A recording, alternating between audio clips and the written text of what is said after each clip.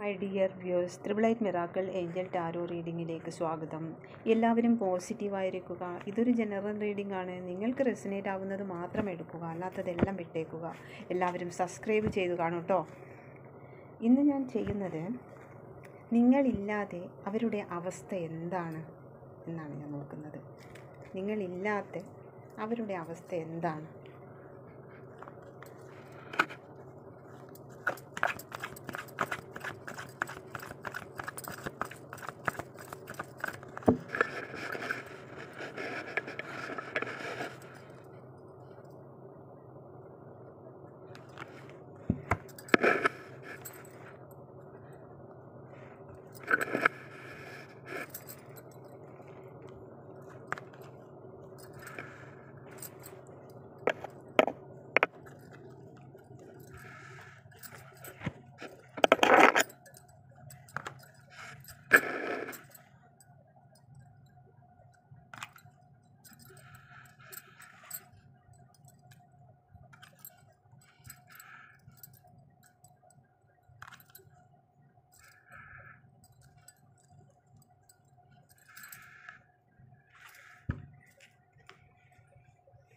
First തന്നെ ഡെത്താണ് കിട്ടിയിരിക്കുന്നത്. ആ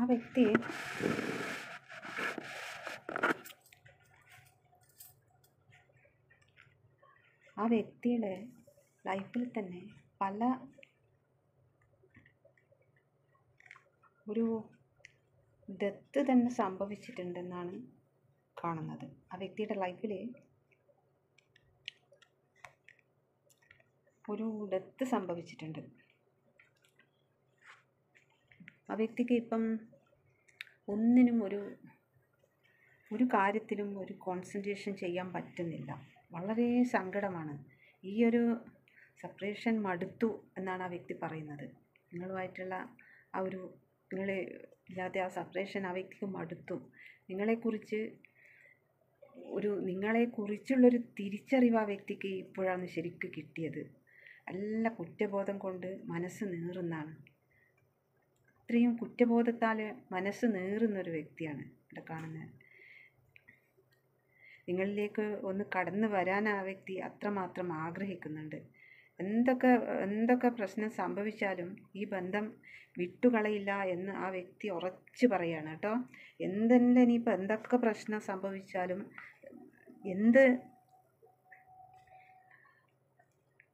പ്രശ്നങ്ങൾ ഉണ്ടായിക്കോട്ടെ, ഈ ബന്ധം വിട്ടുകളയൂല എന്നുള്ളത് ആ വ്യക്തി ഉറച്ചു തീരുമാനിച്ചിരിക്കുന്നു.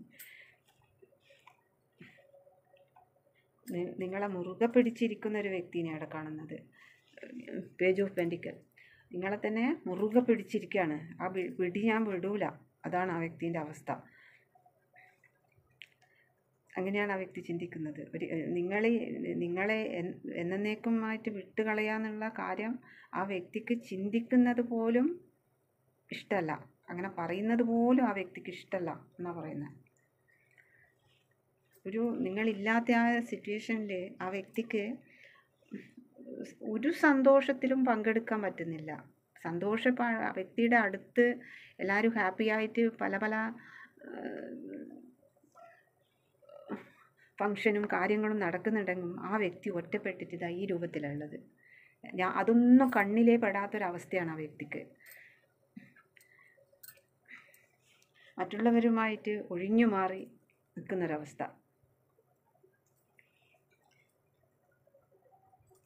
നിങ്ങളെ ആ വ്യക്തിയുടെ ഒരു സ്റ്റാറായിട്ടാണ് ആ വ്യക്തി കാണുന്നത്. ഒരു കമ്മ്യൂണിക്കേഷൻ എങ്കിലും കിട്ടിയിരുന്നെങ്കിൽ എന്നാണ് ആ വ്യക്തി ആഗ്രഹിക്കുന്നത്. നിങ്ങൾ തമ്മിൽ സെപ്പറേറ്റ് ആയത് ഇതിൻ്റെ യഥാർത്ഥ കാരണം ആ വ്യക്തിക്കും പിടികിട്ടുന്നില്ല എന്നാണ് ആ വ്യക്തി പറയുന്നത്. നിങ്ങളുടെ മനസ്സ് വായിച്ചെടുക്കാൻ പറ്റുന്നില്ല. ഒന്നതാണ്. നിങ്ങൾ മൂവ് ഓൺ ചെയ്തോ എന്നിൽ നിന്ന്? എന്നെ എന്നേക്കുമായി മറന്നോ? എന്താണ് ആ പാപത്തിൻ്റെ അർത്ഥം എന്ന് എനിക്ക് മനസ്സിലാവുന്നില്ല എന്നാണ് ആ വ്യക്തി പറയുന്നത്. ഇനിയിപ്പം വീണ്ടും ഞാൻ വന്ന് സ്നേഹവുമായി വന്നാൽ എന്നെ റിജക്റ്റ് ചെയ്യുമോ? എന്നെ തള്ളിക്കളഞ്ഞോ എന്നാണ് ആ വ്യക്തി ചോദിക്കുന്നത്. അടുത്തത് മജീഷ്യനാണ്. നിങ്ങൾ തിരിച്ചു കിട്ടാൻ വേണ്ടിയിട്ട് മാനിഫെസ്റ്റ് ചെയ്യുന്നുണ്ട്, പല മാജിക്കും കാണിക്കുന്നുണ്ട്. നിങ്ങളില്ലാത്ത അവസ്ഥ ആ വ്യക്തിക്ക് കഴിയുന്നില്ല. നിങ്ങളുടെ മനസ്സ് മനസ്സിലാക്കാനും ആ വ്യക്തിക്ക് പറ്റുന്നില്ല. അതാ ഒന്നാമത്തേല്.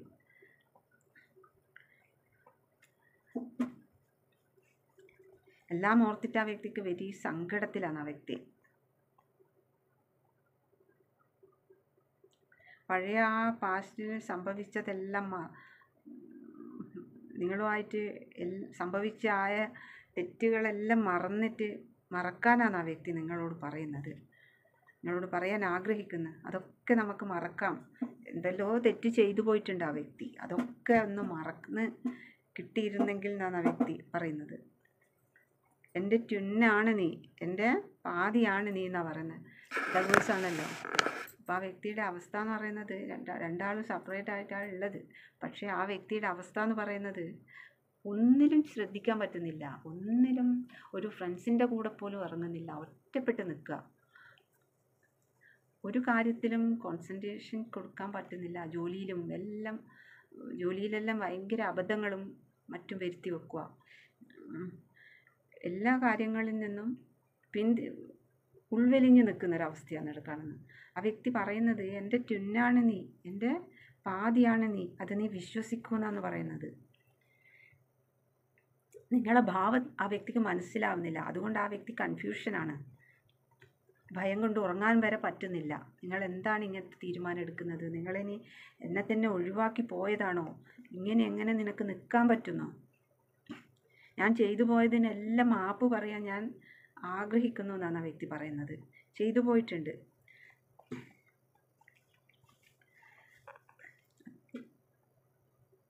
ഭയം കൊണ്ട് ഉറങ്ങാനും ആ വ്യക്തിക്ക് പറ്റുന്നില്ല എന്ന് ആ വ്യക്തി പറയുന്നത് നിങ്ങളോട് അതൊക്കെ പറയാൻ ആഗ്രഹിക്കുന്നുണ്ട്. മൈൻഡ് ചെയ്യാണ്ട് നിങ്ങൾ നടക്കുന്നുണ്ട്. അതാണ് നിങ്ങൾ കൊടുത്ത സ്നേഹമൊന്നും ആ വ്യക്തിക്ക് ഇങ്ങോട്ട് തിരിച്ചു തരാൻ പറ്റിയിട്ടില്ല എന്നാണ് ആ വ്യക്തി പറയുന്നത്. നിങ്ങൾ രണ്ടുപേരും ചേർന്ന ആ പഴയ കാലം തിരിച്ചു കിട്ടാൻ ഞാൻ മാനിഫെസ്റ്റ് ചെയ്യുന്നു എന്നാണ് പറയുന്നത്. മജിഷ്യൻ ഉണ്ടല്ലോ ഇവിടെ, മജിഷ്യൻ കിട്ടിയിട്ടുണ്ട്.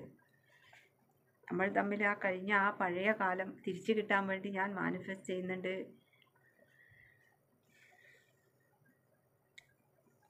അത് തിരിച്ചു കിട്ടാൻ വേണ്ടി ഞാൻ എന്താണ് ചെയ്യേണ്ടത്?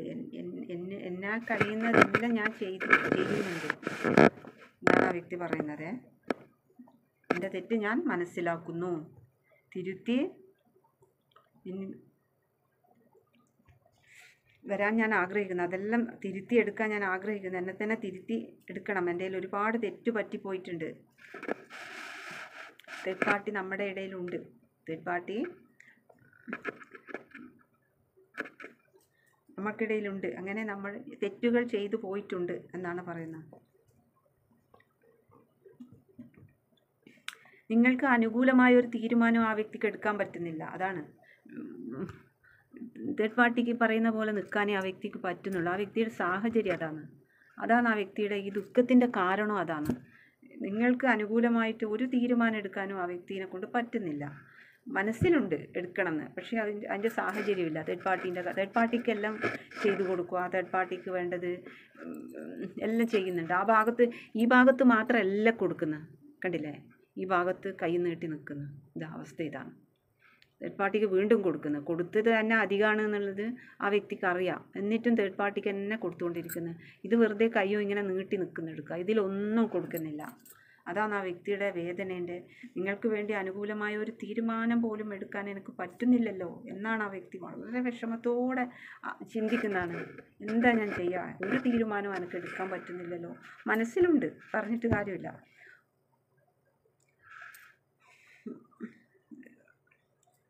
ഒരുപാട് അവസരങ്ങൾ ഉണ്ടായി, അന്നല്ല അതെല്ലാം നഷ്ടമാക്കി. ഒരുപാട് അവസരങ്ങൾ ഇങ്ങനെയെല്ലാം എടുക്കാൻ പറ്റിയ അവസരം ഉണ്ടായിരുന്നു. അന്നൊന്നും ഇത്രയും വേദനിക്കും എന്നുള്ളത് മനസ്സിലായിട്ടില്ല. അവരുടെ യഥാർത്ഥ പേർ നിങ്ങളാണ് അവരുടെ യഥാർത്ഥ ജോഡി.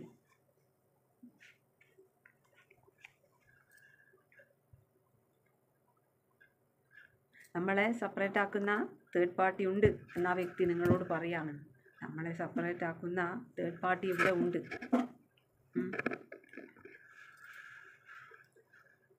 എങ്കിലും എന്തെല്ലാം പ്രശ്നം ഉണ്ടെങ്കിലും ശക്തമായ ഒരു കമ്മിറ്റ്മെൻറ്റ് നമുക്കിടയിൽ വേണം. അത് ഞാൻ ആക്കിയെടുക്കും എന്നാണ് ആ വ്യക്തി പറയുന്നത്. പക്ഷെ ആ വ്യക്തിക്ക് ഒന്നും ചെയ്യാൻ പറ്റാത്ത അവസ്ഥയാണ്. ആ വേദനയിൽ ആ വ്യക്തി അങ്ങനെ കെട്ടപൂട്ടി മറ്റാരെയും കാണണ്ടെന്ന് പറഞ്ഞ് നിൽക്കുന്ന ഒരവസ്ഥയാണ്. നമ്മളെ ടോപ്പിക്ക് നിങ്ങളില്ലാതെ അവരുടെ അവസ്ഥ ഇത് തന്നെ. എത്ര തേർഡ് പാർട്ടീൻ്റെ അടുക്കുക ഇങ്ങനെ ആ തേർഡ് പാർട്ടിക്ക് വേണ്ടി എല്ലാം ചെയ്തു കൊടുത്ത് അവിടെ നിൽക്കാനേ പറ്റുന്നുള്ളൂ. ആ വ്യക്തിക്ക് ഒന്നും ചെയ്യാൻ പറ്റുന്നില്ല. ആ വേദനയാണ് ആ വ്യക്തിക്ക് ഇപ്പോൾ ഉള്ളത്. ആരാണ് നിങ്ങളും ആ വ്യക്തിയും തമ്മിൽ ആരാണെന്ന് ആ വ്യക്തിക്കറിയാം. ലവേഴ്സ്. എൻ്റെ പാതിയാണ് നീ, എനിക്കെല്ലാം അറിയാം, ഞാനത് മനസ്സിലാക്കുന്നുണ്ട്. പക്ഷേ എനിക്കൊന്നും ചെയ്യാൻ പറ്റുന്നില്ലല്ലോ. ഞാനൊരു മരിച്ച അവസ്ഥയിലാണ്. മരിച്ചതും ജീവിക്കുന്നതും ഒരുപോലെ എന്നാണ് ആ വ്യക്തി പറയുന്നത്. ഞാൻ ജീവിക്കുന്നതേ ഉള്ളൂ, ഞാനൊരു മരിച്ച അവസ്ഥയിലാണ് കഴിഞ്ഞു പോകുന്നത്. എൻ്റെ ജീവൻ്റെ പാതിയാണ് നീ എന്നറിഞ്ഞിട്ടും എനിക്കൊന്നും ചെയ്യാൻ പറ്റുന്നില്ലല്ലോ. നീ കൈയും നീട്ടി ഇങ്ങനെ നിൽക്കുന്നുണ്ട്. ഈ പിക്ചറിൽ നോക്ക്, കൈ നീട്ടി ഇങ്ങനെ നിൽക്കുന്നത്. ഫുള്ളും കൊടുക്കുന്നത് എവിടെയാ? ഇവിടെ മാത്രം. അതാണ് ആ വ്യക്തിയുടെ ദുഃഖം. നമ്മളെ സെപ്പറേറ്റ് ആക്കുന്ന ഒരു തേർഡ് പാർട്ടി ഉണ്ട് ഇവിടെ. നമ്മളെ സെപ്പറേറ്റ് ആക്കിക്കൊണ്ടേയിരിക്കുന്നത്. ഞാനുമായിട്ട് അടുക്കാൻ വേണ്ടി ഒരു അവസരം ഞാൻ എങ്ങനെയെങ്കിലും സൃഷ്ടിച്ച് എടുക്കുമ്പോഴത്തേക്ക് അപ്പം അടിച്ച് സെപ്പറേറ്റ് ആക്കി മാറ്റുന്ന ഒരു തേർഡ് പാർട്ടി നമുക്കിടയിലുണ്ട്. എന്നാലും നിനക്ക് ശക്തമായ ഒരു കമ്മിറ്റ്മെൻറ്റ് തരാൻ ഞാൻ ആഗ്രഹിക്കുന്നു എന്നാണ് വ്യക്തി പറയുന്നത് കേട്ടോ. എന്തൊക്കെ തേർഡ് പാർട്ടി പ്രശ്നങ്ങൾ ഉണ്ടെങ്കിലും നിനക്ക് ശക്തമായ ഒരു കമ്മിറ്റ്മെൻറ്റ് തരാൻ ഞാൻ ആഗ്രഹിക്കുന്നു. നിങ്ങൾ എത്രമാത്രമാണ് അവരെ സ്നേഹിച്ചിരുന്നത് എന്ന് ഇപ്പോഴാണ് എനിക്ക് മനസ്സിലാവുന്നതെന്നാണ് ആ വ്യക്തി പറയുന്നത്.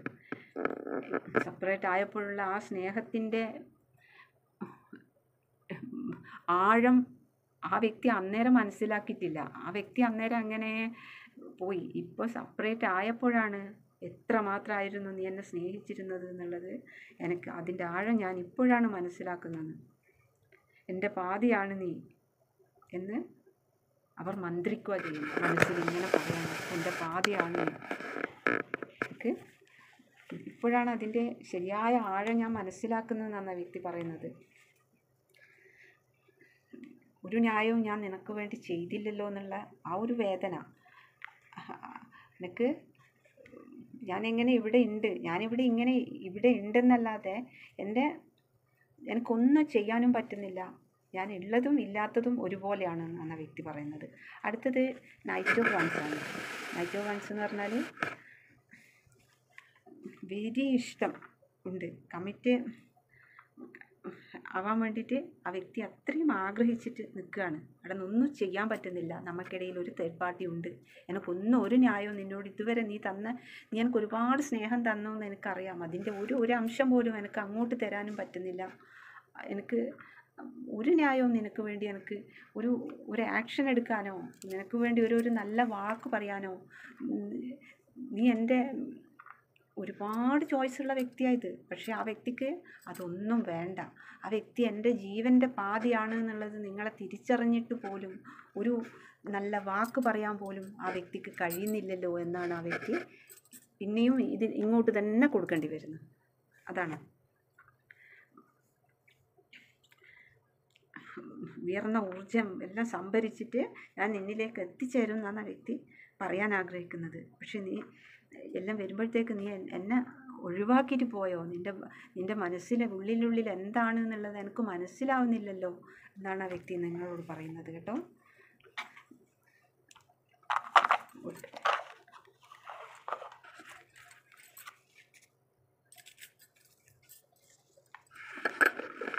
T Thiruvananthapuram, Pathanamthitta. C Wayanad. October Pooram. Kollam Thiruvonam. May Uthram. F Chothi. April Bharani. O Chathayam, Thiruvathira November, February Punartham, Pooradam twin flame. എല്ലാവരും സബ്സ്ക്രൈബ് ചെയ്ത് കാണൂ കേട്ടോ. ഇത് ആർക്കെല്ലാം റെസൊണേറ്റ് ആവുന്നതെന്ന് വെച്ചാൽ ഒന്ന് കമൻറ്റ് ചെയ്യണേ. Thank you.